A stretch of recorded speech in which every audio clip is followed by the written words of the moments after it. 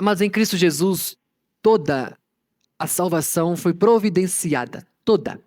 Eu sempre gosto de lembrar também, né, de Romanos capítulo 2, versos 11. Porque muitas igrejas querem puxar a sardinha, né, falando que a salvação só está lá. Ou que Cristo só está lá.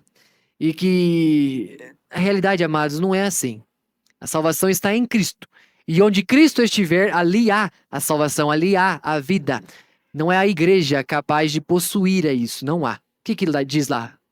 Porque para com Deus não há acepção de pessoas. Não há. Se o justo fizer o que é incorreto, será penalizado. E assim, se o injusto fizer o que é correto, também será tido a ele como a redenção. Não há acepção. Seja judeu vindo ao arrependimento, ou seja gentil vindo ao arrependimento. Quando Cristo, amados, está sendo erguido naquela cruz, e por isso que nós louvamos, né? O sacrifício verdadeiro. Não foi sacrifício de touros ou bodes ou qualquer tipo de animal que nos trouxe redenção, que nos trouxe, sabe, a expiação do pecado. Foi Cristo. E quando ele está naquela cruz e atrai a todos no seu corpo, é para que todos fôssemos mortos no seu corpo. Por isso que nele fui crucificado, nele morri. Há uma ordem. Primeiro eu sou crucificado, depois eu morro com Cristo Jesus. E a morte tem o papel de justificar. Sempre é bom lembrar, tá, mas de Romanos capítulo 6, versículos 6 e 7, que nos traz clareza quanto à salvação em Cristo. Sabendo isto, que foi crucificado com ele o nosso velho homem, para que o corpo do pecado seja destruído, e não sirvamos mais o pecado como escravos. Porquanto, quem morreu está justificado do pecado. Justificado. De uma vez por todas. Sempre bom lembrar também disso, tá, amados? Não é que o sacrifício de Cristo é incompleto. Nós falamos hoje pela manhã. O sacrifício é completo, consumado, ele é pleno, é tudo que... e sinônimos de palavras que podemos usar para lembrar disso. E a morte é o que causa a justificação. Por isso que nós sempre vamos pregar, amados, que sem morte no corpo de Cristo não há nenhum meio do ser humano se achegar a Deus. Não há. Sou repetitivo, pastor? Soa. Mas é para quem não creu ainda que é repetitivo. Porque quem já creu, amados, dá glórias a Deus, que um dia ele foi alcançado por essa morte e agora a vontade dele é esta vontade.